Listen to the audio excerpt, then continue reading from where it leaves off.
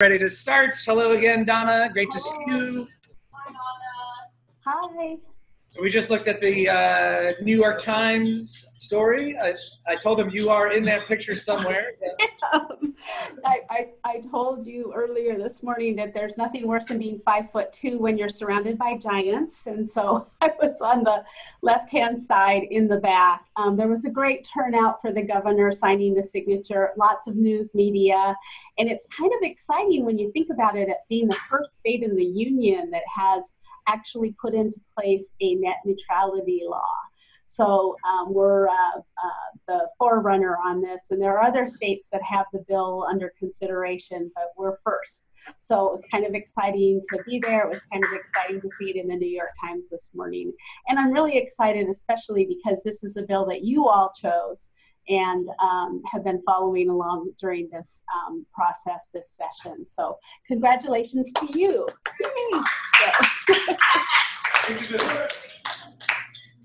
Now, what did you think about your trip down here? It was great. Did you like it? What stood out? One person answer at a time so she can actually hear some responses. So I'm having trouble hearing. I'll try to upload it. Yeah. So I was just saying we should have one person answer at a time so you could actually hear. That'd be great. A cacophony of answers. So the question was, what stood out? What was it most interesting? Jeffrey, like two. I think the tour was really nice. We had a really good tour lady, and I think watching the little House of Representatives vote on the little thingies was pretty cool. Yeah, that was From the gallery. If you come to the front, I can probably hear you better. Holly wants to talk about the votes. The vote.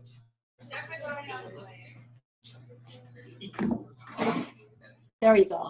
Hi. Okay, what I said was the tour was pretty cool because we got to see a little room where the governor votes or signs or whatever, and then the little dance room, that was pretty cool, and the gallery was pretty cool too. Seeing how like professional they were, even though they were kind of shady too. Yeah. Oh, well, that's interesting. So that the Capitol tour, you did the whole building, you got a chance to look in the governor's office and all of those types of things. Oh, I'm glad you like that. That's good to hear. So, in the gallery, you like the gallery. Yes. I'm watching the debate a little bit. Good. Okay, thank you. Thank you. Somebody else want to share what stood out on the trip? Just come up and Come on up.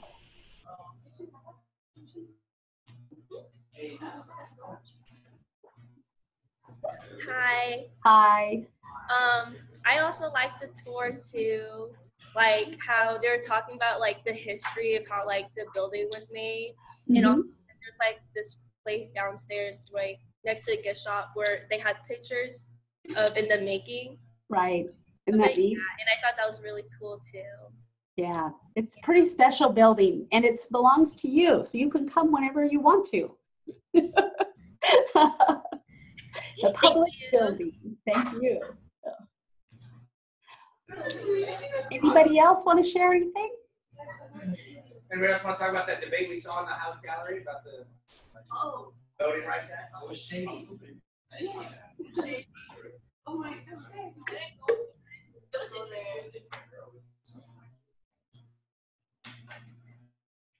Could be anything you can share about it. What did you like about it?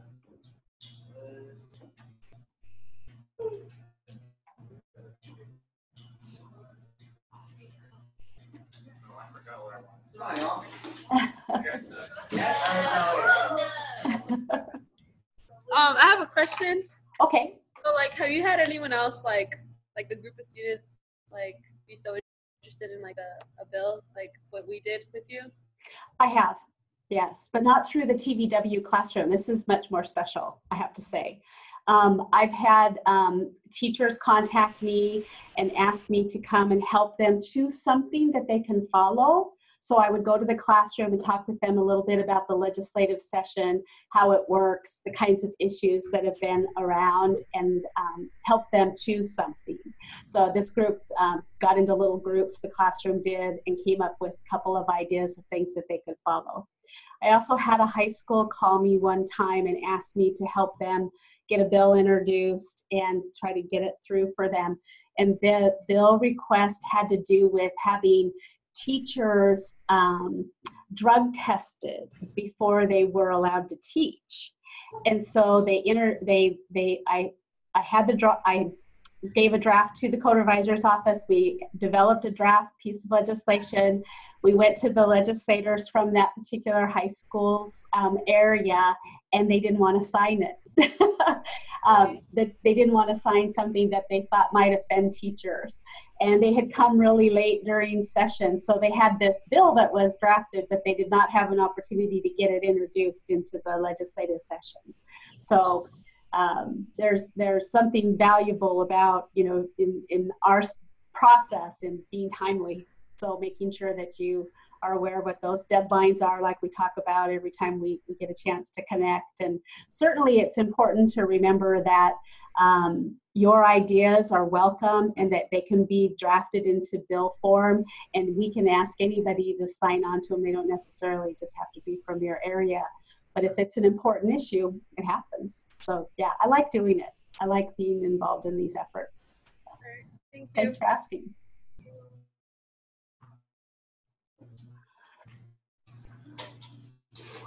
Well, I have to tell you all that it was just great to have you come down. I think that having the experience of being in the Capitol building, and how many of you was it the first time that you'd been to the Capitol building? Wonderful. So it's a beautiful building. There's a lot of activity, as you could tell, just the frenetic pace, people running around gallery to gallery, bill to bill, tours happening all day long.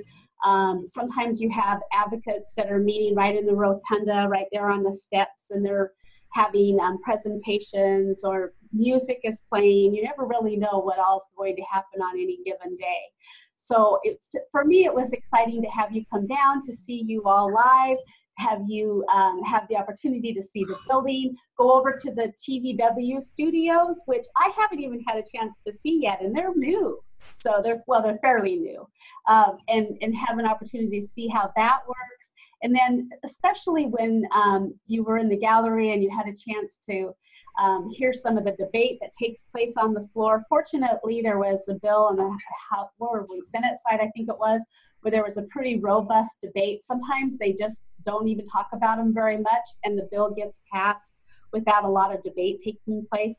But that one had a tremendous debate that day. It took them quite a while to get through the amendments and have final passage, and the bill did pass.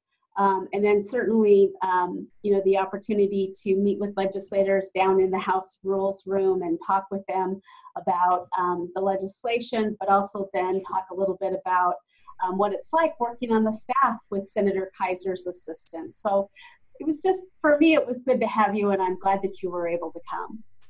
Thanks for taking the time to do it. I really appreciate it. Thanks for having us. Thank you. We appreciate it. Thank you. So let's talk a little bit about 2282. Yeah, that's what I thought. Maybe so. It's governor has signed it, and maybe what happens next, and how does the executive branch enforce it, and things like that.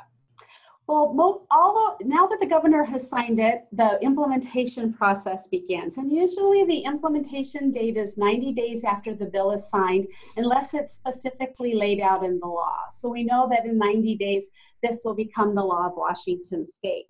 The most important thing about the implementation is making sure that the UTC, the Utilities and Transportation Commission, make sure that all of those folks who are providing access to the internet, the ISPs, are notified that this law has become effective. So, and that's important because, as you know, we have the FCC has a deadline now for when they have eliminated net neutrality. So we will not be following that in Washington State. Those companies have to abide by the Washington State law. And the process laid out in the bill requires the UTC to notify all of those companies so that they're aware of it. And that'll take a few steps and some dollars that have been appropriated to do exactly that. if there are companies that do not abide by the net neutrality rules in the state, we have an enforcement process in place. And you might recall originally any individual would have a cause of action against the companies that chose to ignore the net neutrality rules. That part was amended out. What we have now is we have the Attorney General. Bob Ferguson is our elected Attorney General. He is now responsible for the enforcement of the law through the Consumer Protection Act. And the Consumer Protection Act has been around for a very long time. It's something that has some very specific expectations around how it can be used. A cause of action under the Consumer Protection Act looks a little bit different.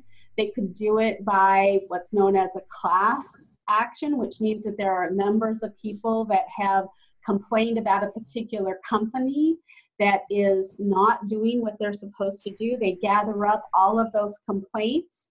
The Consumer Protection Division in the Attorney General's office has an investigative unit that will investigate to confirm what the consumers have brought to them.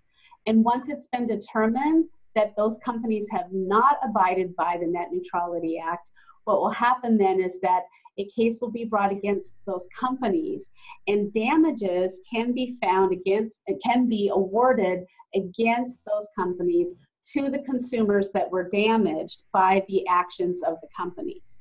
And once in the Consumer Protection Act, those awards can be trebled. So that's 3 times the amount of damage, financial damage that or harm that might have come to those who were not allowed or who did not follow those rules. So they would be paying 3 times the amount of damages that were caused to the individuals or companies that were impacted by the law. Are there any questions about that? Questions about what happens now that the law exists, or how are they going to, questions about what she just said, how they enforce it. I'll start off with one, but I want you guys to ask questions. Can you just maybe restate it? I might have missed it. Why is it 3 times damages? Why? What's that about? Is that specifically in the law? It's in the Consumer Protection Act. Okay. So the House Bill 2282 specifically refers to the section of the law, I think it's Chapter 18, that has lays out what the damages are that can be found against those who violate the Consumer Protection Act. And in this state, underneath our CPA, our Consumer Protection Act, you can be awarded treble damages, 3 times the amount of damages that you may have lost as a consumer by, in this instance, not having net neutrality. So it's definitely a deterrent on the part of companies who might choose to ignore the law and not do what they're supposed to do, because they would be required to pay those damages for those that were aggrieved. Thank you. Mm-hmm. Many students do have questions written and prepared, so let's open it up. Who wants to go first?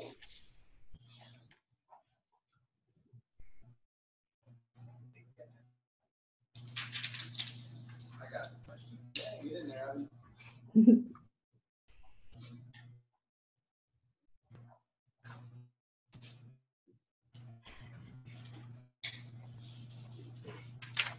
Hello. Hi. Okay. My question for you is, what strategies do you implement when lobbying the executive branch? The executive branch. Oh, good. That's a good question. Thank you for that. One of the first things that I do is I try to get to know who's actually working for the governor because he's the head of the executive branch. So, and the governor has an extensive policy staff, all of whom have issue expertise. So for example, he has a person that is an expert in healthcare policy, or he has an expert in criminal justice policy. And so you get to know those folks. And as you're working in the legislative process, you're going to share with them information. You're going to keep them apprised of any amendments that you might want. You're going to let them know at the end of the legislative session just where that bill is. And if it ends up on the governor's desk, you certainly want to either request a veto, which means get the governor to veto it because you didn't want the bill, or to get the governor to sign it because you did want it. So part of the work of a lobbyist in general is building relationships. And fortunately, the turnover in the governor's office isn't great, so you can spend years building relationships with those folks and be able to have a good conversation with them about any piece of legislation that comes up in their particular issue area.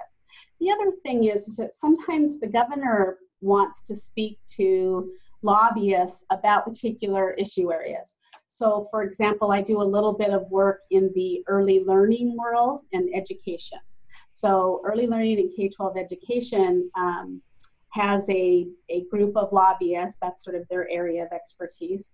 And the governor each year will invite us to come in and sit down with him and talk about what issues are coming up in early learning and K-12 education.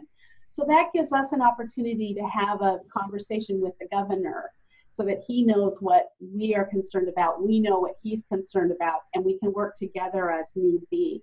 And doing that kind of interaction with him really helps him get to know what's happening in the field, but it also gives you an opportunity as a lobbyist to get to know him a little bit better about his priorities and also about, and sharing with him what your priorities might be.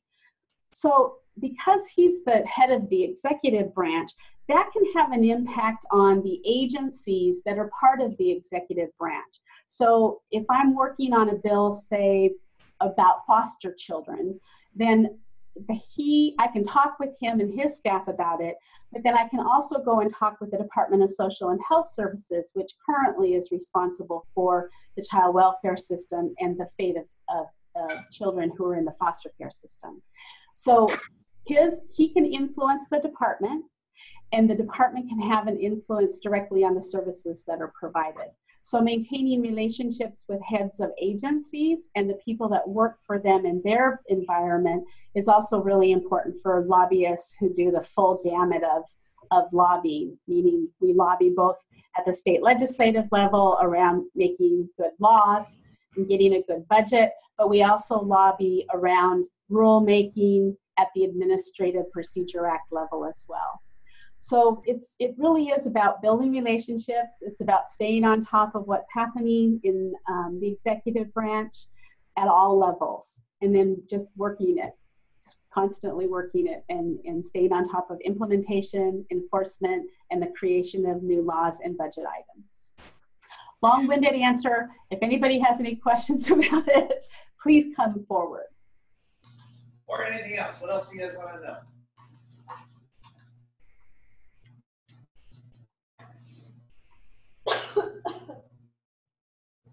Thank you to those of you who have already asked questions. Who's next?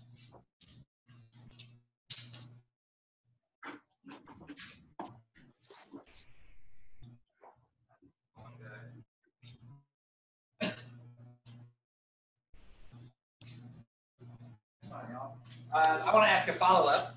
Okay. But I'll ask. I don't know if it's possible to. My guess is the answer is it depends. But my question is, since some of the people making rules in the executive branch are not elected, right? They're appointed or they're separate committees or things like that. They don't have to worry about elections. Does that make it significantly harder that they don't need to worry about getting elected again? Or is it easier because there's fewer of them to convince than the entire legislature? Or how does that work? That's a really good question, because the way the system works is that the rules cannot be made unless the legislature has given explicit authority. So the legislature gives the agencies in the executive branch the authority to write those rules through the statutes that they adopt. So when they pass a bill that says there will be a Consumer Protection Division enforcement of the Net Neutrality Act, that means then that the Attorney General's office, the Consumer Protection Division in particular, can write rules around what that looks like. But they can't go outside those rules. They can't create law in the agencies. They can only do what the legislature allows them to do. So in some ways, we are they have those kinds of constraints. As a lobbyist, what you're looking for is did they adequately cover what the statute expected them to cover? Did they go beyond the constraints that they have and do something that we think is outside that law? Or did they not do enough? I mean, did they just put a few words in there and it's not enough to cover what we would expect to see in place to protect the consumers? So those are the kinds of constraints they have, and it's also really the duty of a good lobbyist to be able to do that follow through and make sure that those rules come through in the way that they ought to. So it can be pretty complex, but it's also can be pretty simple once you have the statute in place. Thank you. Who's next? Zach, Maria, John, you guys want to ask a question?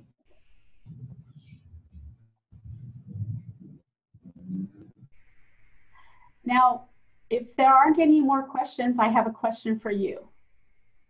Okay. Are you all seniors?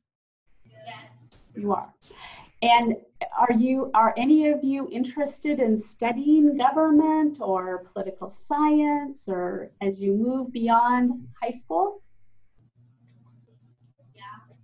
Are you? So there are lots of opportunities here in Olympia. Sometimes locally where you are with legislative offices to do internships, to pick up extra credits, to do those types of things as you move along through your education beyond high school. There's also volunteer activities. The legislators, as you know, are going to be doing what this fall? Yes. They're running for office. That's right. That's exactly right. Most of them in the legislature will be running for office. The entire House, all 98 members, are up for re-election, and half of the Senate is up for re-election. So they're going to be running for office. There's going to be candidates that are going to run against them. And so they're always looking for volunteers. If you're interested in getting involved in races, that opportunity is there. And if you have a particular interest in a particular legislator, you can send me a note. Send me a note, give me a call, let me know, and I'd be happy to introduce you to anyone that you'd like to talk with. Thank you for that offer. Something occurred to me. Does it ever happen where people work for somebody who's not their legislator? Like, can you work for somebody in another district? Yes, that happens a lot. Mm-hmm. Okay. Yep. Because you might not agree with your elected official, right? So, well, that would be different. I think that it's easier if you're in the same district, but it's not necessary because there are a number of, for example, every member has a legislative assistant, and there are a number of them that live in Olympia and not in the district from which their legislator comes. But because they're seasoned aides and they know the process and they know how to interact with the constituents who might write letters or need some help, they are valued by legislators. And so they will always be able to find work here when folks are looking for legislative assistance. But a lot of them try to come from the district as well. okay. A lot of them actually come from their campaign staff or volunteers. Young people get involved in those campaigns and they get involved in the actual legislative process by becoming a legislative assistant. Works that way. Thank you. Mm-hmm. So we have a couple minutes left. Last chance to ask any questions about lobbying or about anything at all. You want to find out about our job, about Olympia. Last thoughts or questions?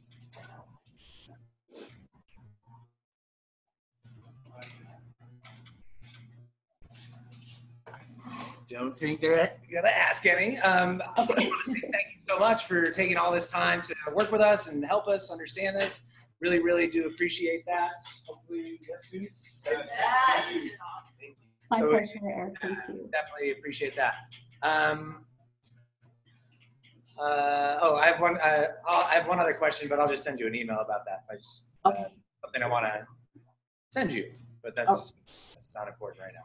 And I think I have some pictures that I need to send to you. Oh yeah, great. So I'll She do that as well. that's when we were down in Olympia too. So Yeah. that'd be great. All right. Thank you all very much. Thank you, Donna. I really appreciate it. Thank you, Donna. Have a good day. Bye bye. Thank you. Bye.